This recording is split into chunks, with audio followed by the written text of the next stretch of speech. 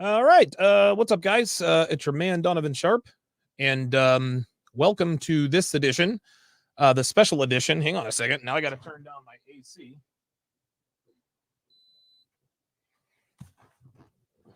Welcome to this special edition of TSR Primetime.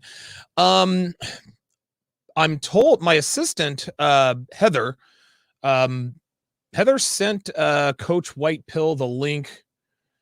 Let me see what time she sent it. She sent the link 10 minutes ago, and I know that Coach White Pill lives in Vietnam.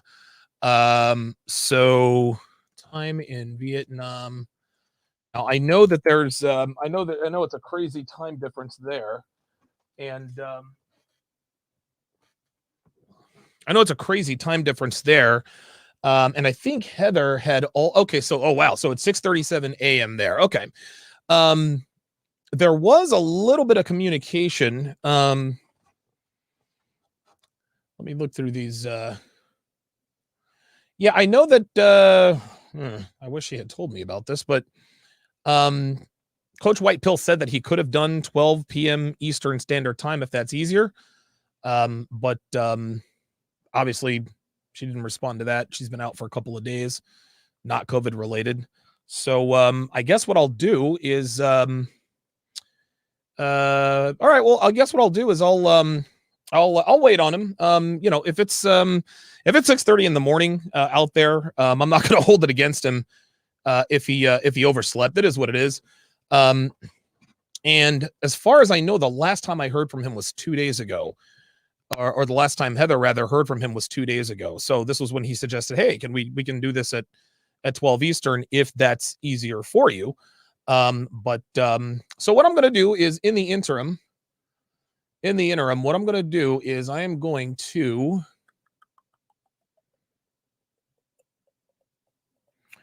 you know what? I should open up the phone lines. That's actually a really good idea.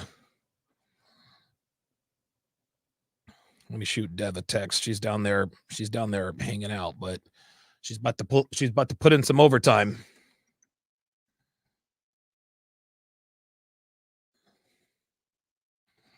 So yeah, what I'll do is I'll go ahead and open up the phone lines. Give me a few minutes on that because it takes a little while to get this up and running. And you guys can give me a call with your questions about the red pill, or the red pill versus the white pill. The red pill, the white pill, purple pill, whatever the case may be, or if you have a question about dating, relationships, etc., feel free to call in. I don't see him in here yet, so it's possible we might have gotten our wires crossed. I actually thought it was 7. I thought it was 7:30. Then I was like, wait a minute, it's 7:00, and then it turned out to be 7:30.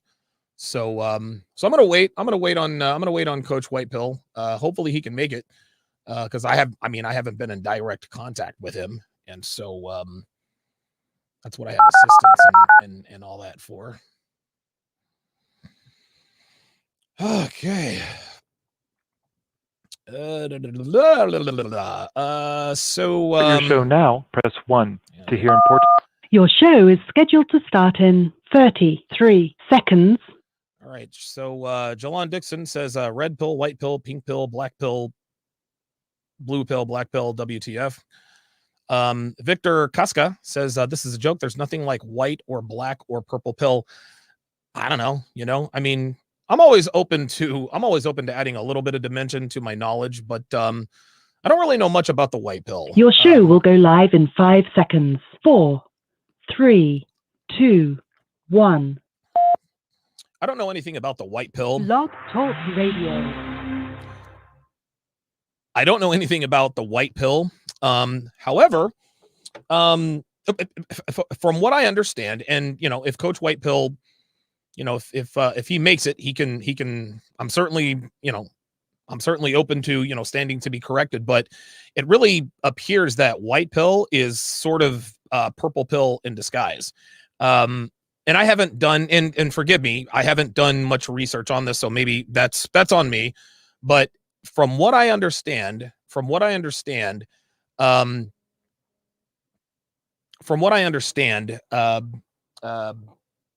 uh, white pill, and they haven't said that they're purple pill, but it would appear that the white pill, you know, the ideas they espouse are the purple pill.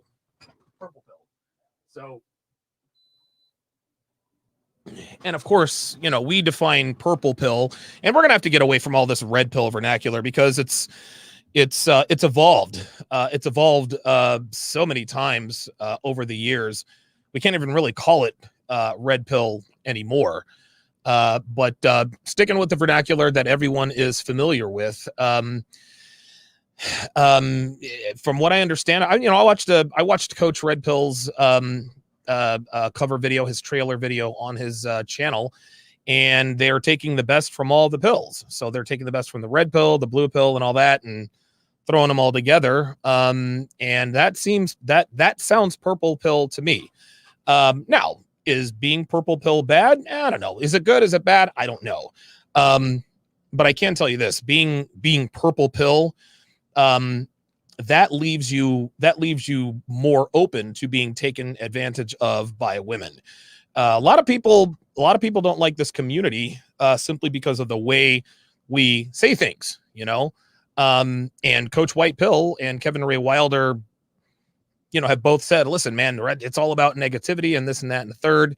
And I think they're probably talking more about the black pill guys. Maybe they don't realize that yet, but they're probably talking more about the black pill guy. So that's why I wanted to have this discussion, just so that I could tell him, listen, I don't know about other red pill communities or black pill or whatever, but this is what I teach my guys.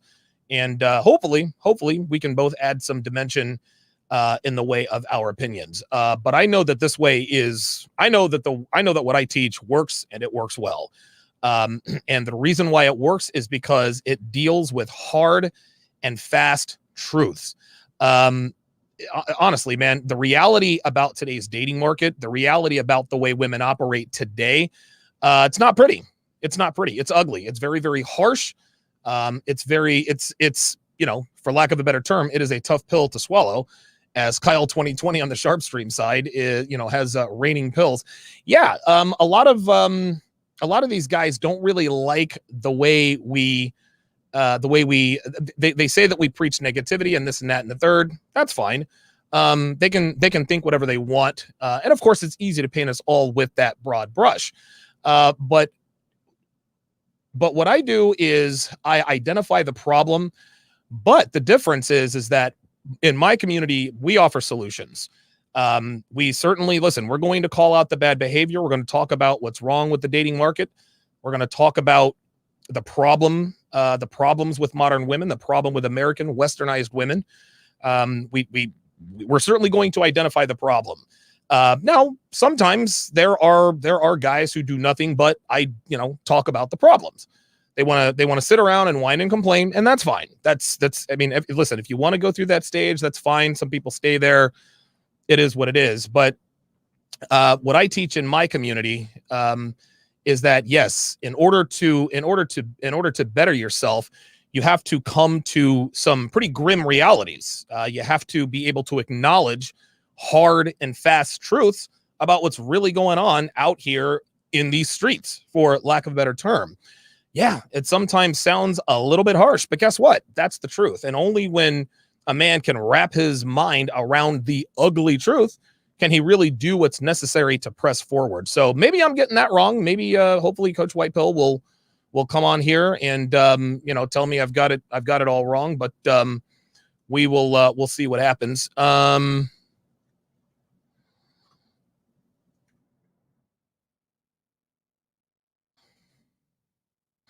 Right. So while I'm waiting for Deb to get in there, start screening phone calls. Let me read some of your chats here. I've left it all open. I've left the chat open. So guys, please don't, no all caps. Like, guys, like, let's be grown-ups. Let's if you're gonna type in one sort of font, just go all lowercase. Don't go all capital letters. Let's see. King Life says, from what we've seen with Wilder, white pill is way more blue than purple. I don't know, maybe. I suppose that's a fair assessment. With Kevin, and Kevin, listen, man, he debated very well. But it sounded to me that in the end he didn't really like the way I said things. He didn't like me speaking in absolutes. You cannot speak in absolutes, he says, because there are always exceptions to the rule. Well, I teach men based on probability. In other words, I teach men how to deal with the women that you guys are most likely to come into contact with.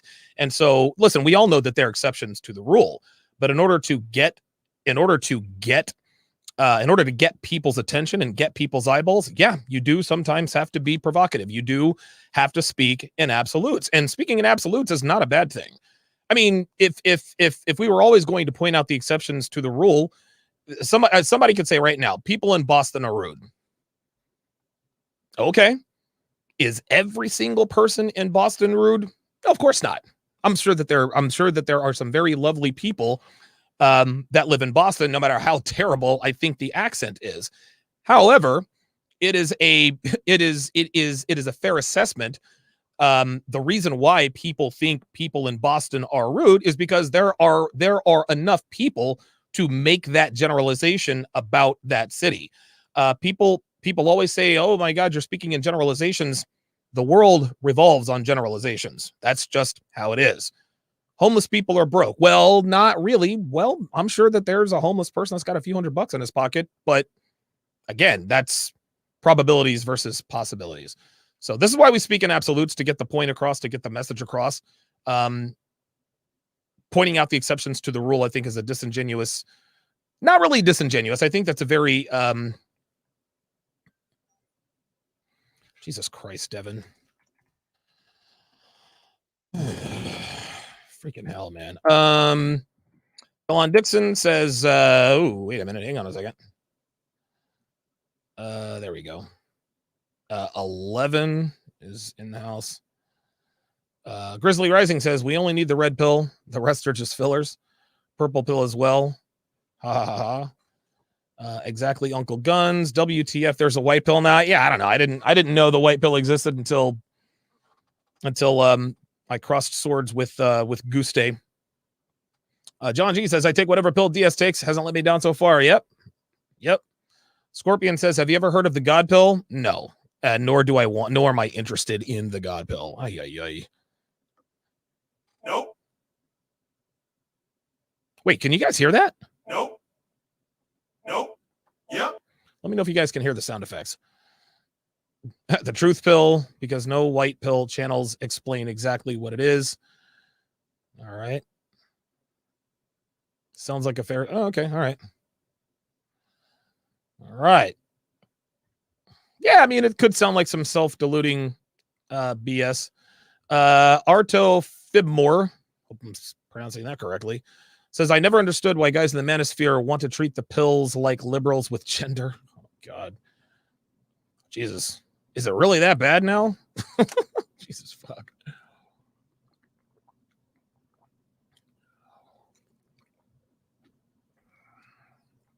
Alejandro says, all these pills and beta, sigma, omega types makes my head hurt. Dude, really? Exactly. Technomage B5 says, those who know what they're talking about get the hashtag results and have the hashtag receipts, Yep. including your boy. Yeah, Lammy Nelson says, so many pills. This is why Big Pharma is still winning. That's funny. I like that. Teddy KGB, $5, says the red pill validated my beliefs and confirmed that I wasn't alone. Red pill content has improved every aspect of my life. Yes, exactly. I don't know, man. I think a lot of these alternate pills are starting to come out. I think maybe they're just trying to carve a niche. To me, it would appear that the white pill is simply maybe making the truth easier to wrap your head around. So the God pill, Jesus freaking Christ.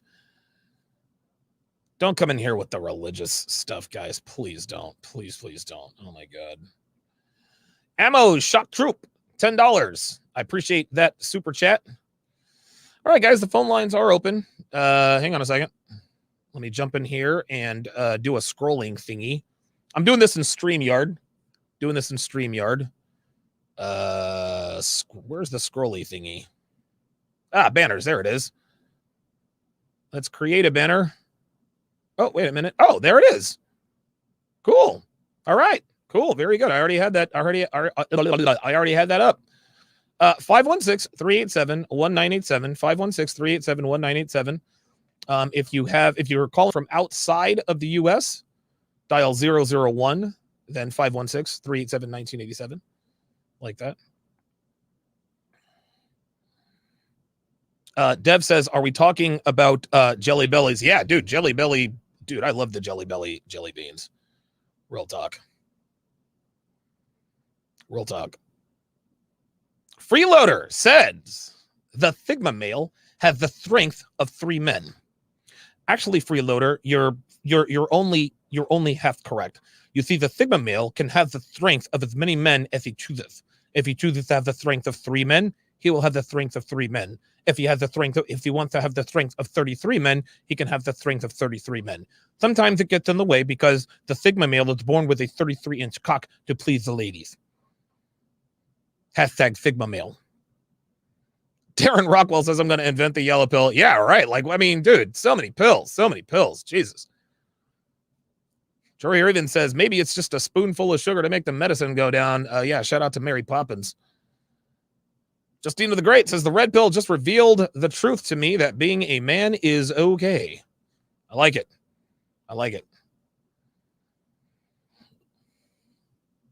No, there's not. Jelon is like, wait a minute, there's a yellow pill too? No, I don't know. Maybe there is. Maybe there is a yellow pill. I don't know. Beats the hell out of me. Man. Jelon was like, yo, what? Yeah, man. So, Sasuke, I hope I'm Sasuke says, sounds like the white pill. Hang on a second. Says, sounds like the white pill is really just the tone police as a man. If you don't talk harsh to me, it literally goes in one ear and out the other. Yeah, listen, this is the way men communicate. We as men, we communicate frankly. Okay. We communicate very frankly and very, yep, there's the orange pill. Yeah, let's come up with more pills. Listen, I'd like to come up with the magenta pill. That sounds good. Yeah. Alejandro says, at this rate, we'll be talking about these pills like chicks be talking about zodiac signs. Yo, that, you want to know something, man? That is an apt comparison. That could be an apt comparison, man. That makes a lot of sense. All right, let's go to the phone line. Let's go to Hugs in Philly. I think that's your name. You're a patron. Is your name Hugs? That's correct. Oh, okay. Is that me? Can you hear me? Yeah, I can hear you just fine. What's going on, Hugs? Beautiful. Yeah, no, I had Coach Whiteful on not too long ago on my show, actually. Okay. And I think it's an interesting perspective. You know, I think that in this whole red pill space, it takes a negative turn a lot. And what they talk about with this white pill thing is like, once you take the red pill, it's like, oh crap, like this is how things actually are. And then what do you do next? Right. And I think there's a lack of what do we do next that turns people certain ways. So it's kind of like you take the red pill and then you go black pill, which is, you know, that negative thinking, or white pill, which is that like self-improvement. So I think that the idea that they have is beautiful. I don't know if the execution is though. The idea that the white pill espouses self-improvement rather than, I guess, complaining all the time, that's old news. I don't know how familiar you are with my content, but I mean, dude, I've been preaching self-improvement for years, almost a decade at this point.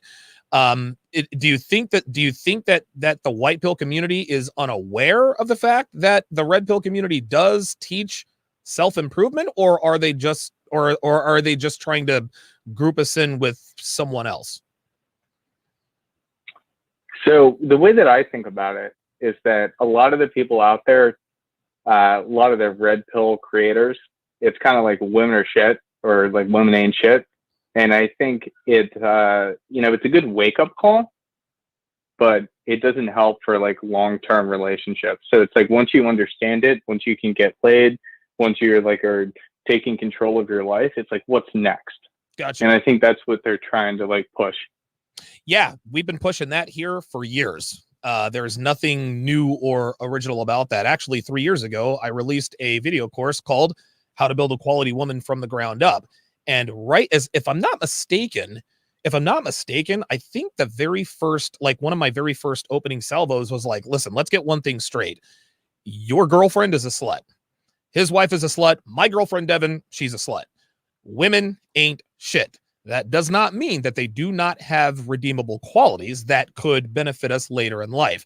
And I use my own girlfriend, Devin, all the time. When I met Devin, guess what? She was a hoe. She was sleeping around. She was drinking too much. She was on a speedway to hell. But she reached out to me because she knew something needed to change. She knew that what she was doing was not working. And so I took 18 months to literally, and listen, man, I had to strip her down to the studs. I had to train her. I had to coach her on how to be a quality woman. And she is the woman she is now because of me. But it all started with me acknowledging the truth about women. Now, when you say women ain't shit, is that a little harsh? Yes, but it's also the truth. But again, and I think you're making a good point here, because we say bitches ain't shit, and then we sort of leave it off. What I think we should probably start doing more, and I might actually start doing this more, is listen, bitches ain't shit, but it's on us. It's incumbent upon men to mold them from clay into the women that we need and want them to be. So while it's a lot tougher to do now than it was back then, if you want to go through the undertaking of building a girlfriend that you can be proud of, a girlfriend who's going to work for you, a girlfriend who's going to be on your program, then this is the way. What are your thoughts on that? No, absolutely. And I think what you were saying earlier, we got to change the vernacular. Like, red pill isn't even red pill anymore. Yeah. And if we change the vernacular so that it connects with people a little bit better, like, people understand the message, but it doesn't need to come from such a harsh tone, because it makes it so much difficult. Like, yeah, go ahead. Yeah, that I disagree with. Changing the only reason why I talk about changing the vernacular is, and I'm talking about hypergamy, just the whole red pill glossary. When I say change the vernacular, I do not mean soften it up, because we're men. Like, we're men. We respond to being, direct. So if you have two guys, one tells you, hey man, like, everything your mother told you was a lie. Listen, women really aren't the way they say they are. Like, you're going to meet some here and there that are going to be good, but for the most part, it's the dating market is not what our mothers and fathers told us that it was. Then you have another guy that says, listen, everything you've been told about dating is a lie. Women are sluts. There's divorce rape. Women are always looking to get over on guys, and if they're not, they're probably thinking about getting over on somebody else. So now you have a choice to make. You can either learn to deal with women as they are, or you can choose to, check out of the dating market. And I agree that men checking out of the dating market, dude, nobody wins in that situation, man. Our society thrives when men and women are in good, solid relationships of consequence, when they love and respect one another. But I know that the most effective way to get the message across to men, you have to be direct. And if direct is sometimes harsh, then so be it. I'll give you the last word. No, absolutely. No, I completely agree with you. Yeah, not much there. It's just, how do we communicate the message better to people so that they can absorb it? Yeah. Hell, so many people that you talk to and you say that stuff to, and they just, they turn off. Right. They shut down when they hear that, and it's frustrating. Yeah. It's interesting, and thanks for the call, Hugs. I appreciate the perspective. That's something that Kevin and I talk about often. Is the fact that we don't want to soften the message, but we need to be able to communicate the message more effectively. So that we don't want to soften it, but we need a strategy to communicate the message more effectively so that it does resonate with more people. I agree with that. So I appreciate Hugs. All right, let's go to Carlos in Chicago. So you want to talk about red pill men being stingy with their resources? Yeah, I'm on, right, Coach? Right, Donovan? Yes, sir. Oh, yeah. I find it, the red pill and, fundamentally, like, to not get burned by women these days, you kind of have to be stingy with your resources because, I know this personally in my life, like I've had exes and, I keep them on ice, they keep me on ice. Yeah. And then you get a text or a call a month or two later asking, hey, let me hold $100. Oh, wow. Hey, let me hold 50. And it's just like, I've smashed them or, I see this a lot, in being a young guy in the dating scene. And I see this a lot, and, with the red pill, like it's probably saved my ass like so many times. Sure. It probably saved me like hundreds, thousands of dollars because, with the red pill, it taught me the woman has to earn it, right. Just because she gave it to me. I'm not obligated to keep giving her my time, energy, and resources. So I think that's, it's very helpful for me. And, like straight up, like I had two women last night text me about holding money. One of them claimed her dad was on life support and I need money. And she ghosted me, like didn't talk to me for months on end. The other, I know she has a boyfriend and she's made it abundantly clear. And she tries to kind of like swindle me in. And I had to, like shut it down because, as a man, you have to be, stingy with your resources. Yeah. With these blue pill simps, they're just willing to throw money at these women, and it's really problematic and it's messing up the game, Yeah, I agree. And I agree with you 100%. This is probably one of the most important tenets we teach in this community. And I wouldn't characterize it as being stingy with your money. I would characterize it as being a good steward with your money. In other words, you want to get the most bang for your buck. You want the most value. When you make a purchase, you want the most value. Well, when it comes to women, what we were raised to believe is that we owe women resources simply because they're women. Listen, you have to take her out on a date, you have to show her a good time, you have to take her to dinner and open her car door and this and that. Well, what women have shown us is that when we treat them this way, they don't take us seriously. They use us for free meals and free dinners, and then they go off and fuck the guy who could not give less of a shit about them. So what we did is we adapted. We said to ourselves, okay, so instead of taking these girls on a dinner date, I'm going to make her earn it first. So what I'll do is I'll suggest we meet up for drinks or coffee based on our interaction with those drinks or that coffee. Then you say, you know what? I've got a reservation to, I was actually going to go to this place to, grab a couple of appetizers before I hit the town. You should come with me. And at that point, she's now thinking appetizers. It's not a full meal. It's nothing like that. So you're sitting there eating your $8 appetizers. If the conversation continues to go well, if you don't pick up on any overt slut tells, you know what? Let's go ahead and grab dinner. And that is actually done on the second date. So I think what you said is 100% correct.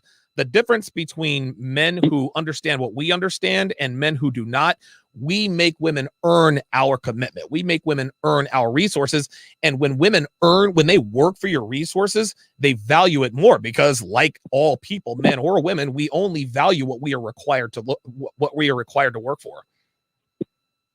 Yeah, I find that true. And I find it Kevin Samuels brought this up. He talked about coochie credit, how a woman will, Yes. like try to get a man to spend money. But I see the opposite too. A woman will get coochie gift cards or debit cards, give it to you up front, and then say, I'm going to get $500 worth of, X, Y, and Z out of them. Let me see how I could do it. And then, you got to push the button, the decline, and, shut it down because, that's the opposite you get too. And I see a lot of men fall victim to it. I did for a while. Like if a woman required nothing of me up front and she gave it to me, I felt like obligated to keep giving her money. And it got to the point where it costed me a lot more to, for myself, to make her feel happy than what I actually got out of it. And that's why I love the Red Pill community. It just gives these men these strong fundamentals of masculinity, understanding who you are and what to navigate around this modern day dating place. And I appreciate everything you do, Donovan. Keep it up. Thank you very much, Carlos. I appreciate you calling in. That is Carlos in Chi-Town. Yeah, man. You can't. I mean, you can't, like Kevin always says, you can't make this stuff up.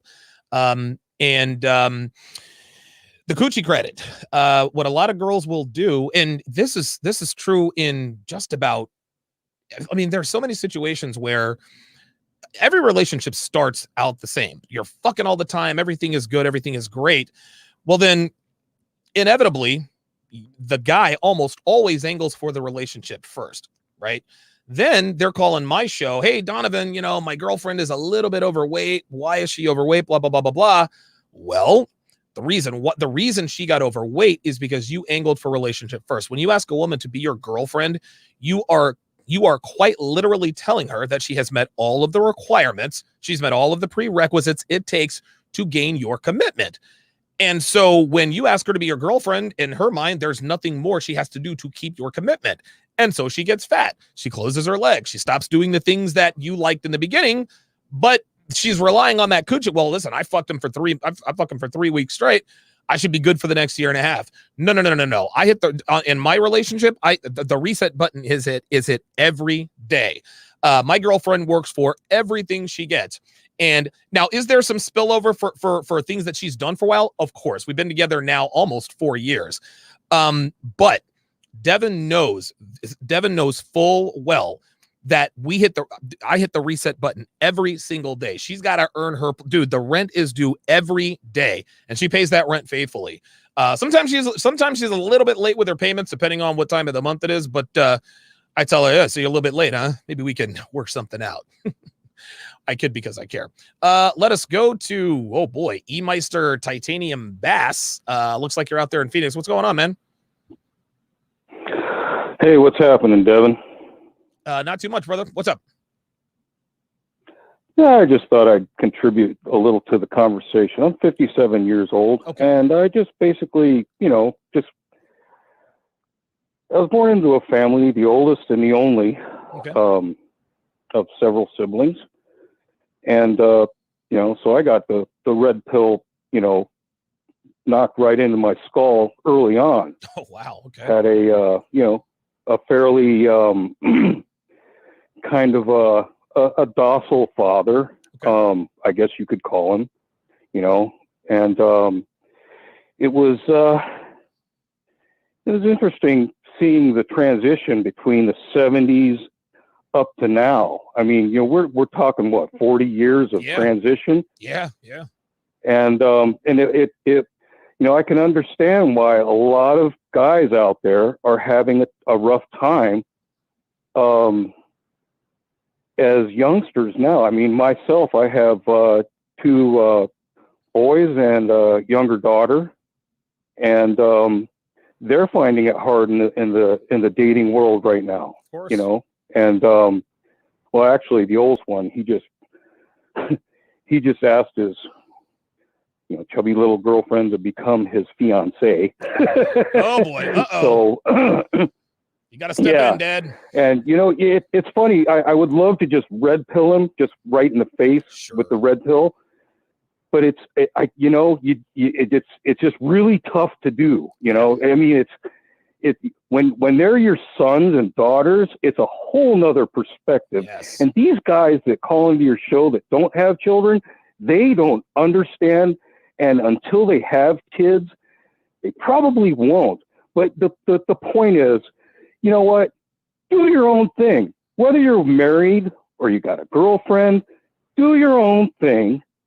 Don't be afraid of what people are going to say. Right. Don't listen to people when they say, oh, why do you treat your wife? You only bought her flowers for Christmas? Why did you do that? You're such a jerk, you know? Right. I mean, seriously, this is what I've watched it. I watched my own boys grow up through the 90s and 2000s, and it's just like, you know, and you know, I don't claim to be Mr. Macho Man, but I did have a friend of the family that, you know, I kind of modeled myself after. Mm-hmm. So what I did is I did my own thing.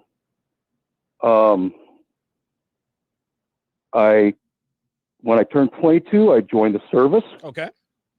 So I was an avid lifter out of high school because, you know, I'm not really a huge, I wasn't really a huge, not really a huge stature frame, if you know what I'm saying. Sure. And so, you know, I worked out in high school because I knew I had to. Right. And then I went into the service in '86, and I continued working out. Okay. Smashed all kinds of Oriental chicks around the Orient. There you go. Had my fun. You know, I mean, it's an option. It's an option. Of course, I don't know about today's military. I mean, you know, they're so raggedy dolled right now. It's just, are you kidding? Yeah. I mean, and I hate to use that man's Navy term. I mean, you know, or military term or Army term or Marines or whatever, but it's kind of dumbed down a little bit, and it's tough to watch. It really is. Let me ask you something, caller. What were things like when you were growing up? What were things like when you were in? Because, well, let me ask you this: my guess is that you were stateside in your 20s at some point, correct? Until I was 22, somewhere around there. Okay. 22. Right. So what were American women like back when you were in your 20s? I mean, I can't imagine that they were nothing like they are now. To be honest with you, feminism wasn't actually shunned from my home. Mm-hmm. And that's why when I turned 18, I got the fuck out. Yeah, right. I was like, I'm out of here, dude. Right. No more gutted deer garbage cans for me, you know? Right. And you know, so I went out and moved into my own place, did my own thing, hung out with friends. I mean, you know, of course we got in trouble and did all this crazy, stupid shit. As I live in the desert, there's a lot of room to cause trouble and just be a jackass, you know? So that's what we did. Of course. I mean, all that shit that everyone watched on Jackass. I mean, we were those idiots in the desert doing that shit, beating each other up, you know, going home with cuts and bruises and, you know, black eyes. I mean, those were the days though, right? Back now, I mean, you know, now it's like, you know, I feel sad for today's guys, you know, in a way. I mean, and it's really hard for me to watch too. It's just really hard, especially with my boys. My younger boys giving me hope, but you know. Okay. Now, real quick, let me ask you this last question before I move on to the next caller here. So you said your oldest son just proposed to his girlfriend, you said? Uh-huh. Okay. Okay. Is she wife material or is he settling? Come on, man. We know. Why are you going to make me say it? Oh, dude? my God. You know, it's interesting. He might be listening. I never know. I don't know. He may be listening, you know. That's very, very true. I will say this. and somebody asked in the chat, should we red pill people? And you've clearly listened to me enough to know that you cannot evangelize the red pill. And I know how difficult it must be for you, because guys are like, man, my friend, my cousin, my buddy, I really want to tell him, dude, this is your son. And it must be really, really difficult to just sort of, stand idly by while he makes these, critical mistakes. However, if he ever does reach out to you for advice or for help, man, that's when you can sort of let him in little by little. And if it doesn't spook him out, you can do it from there. I'll give you the last word. Oh, absolutely. Absolutely, sir. Most definitely. Yeah. I'm here. I'm here for both of them. Good. Absolutely. Good. Very good. Well, I appreciate your call, man. Enjoy it out there in the desert, man. I'm jealous of you. Yeah, it's just starting to cool down. Thanks a lot, man. No problem. Take care. Mr. Sharp. Man, that dude was out in Phoenix, man. Dude, I fucking loved Phoenix. Jesus Christ. All right, let's go to Jay in Texas. Now, Jay in Texas, you want to talk about traveling the world. And somebody asked me in one of my IG lives the other day, what do you think about Passport Game? I didn't know what Passport Game was, but apparently it's traveling, basically, I guess, being a sex tourist. I don't know why that gets such a bad rap when guys do it, but when girls go to Portugal and Spain and get passed around by Rodrigo and Emilio, that's, eat, pray, love. So what are your thoughts about traveling the world for women? Well, first of all, thank you for all that you do. You're helping a lot of men out. It was introduced to me by a colleague probably about 5 years ago. Just backstory, I'm regular inner city kid that made good. My mom and dad worked hard, bust their ass to get me through school, and I became successful. Good. And good I was moderately popular in school, so I had some success with women, but not major success. But I found as I ascended, I just had great difficulty dealing with women because I grew up in a traditional home and I was having difficulty finding traditional women. And so my one buddy told me about traveling, and I traveled with him to Latin America, had a great time. Mm-hmm. But at a certain point, you realize you want something more. So you say to yourself, let's get a regular woman, non-working woman in this country and just, go from there. And so I've actually dated a couple of non-working women abroad. And I will warn men about that, because I don't think men understand sometimes how far-reaching North American culture is, and how it has infiltrated their countries. Oh, man. Feminism is a bit more widespread than we would like to believe. So I dated one young lady. She was 11 years my junior. She was an accountant. And initially, she had traditional ways, but the more I interacted with her and saw her, she was a feminist, like closet feminist. And it became difficult for me to date her. And it wasn't singular to her. It was actually a couple of girls that I dated. So I would caution men that think they're just going to hop on a plane and just escape feminism. Yeah, not going to happen. I always say this, Jay. No, it's not. If you can't get laid in America, you can't get laid anywhere. It's not like you can hop a plane and then all of a sudden the bitches. No, women the world over respond positively to conventional masculinity. It doesn't matter. It doesn't matter where you go. If you're in good shape, if you carry yourself well, if you speak with confidence, women are going to be attracted to you. This is anywhere you go.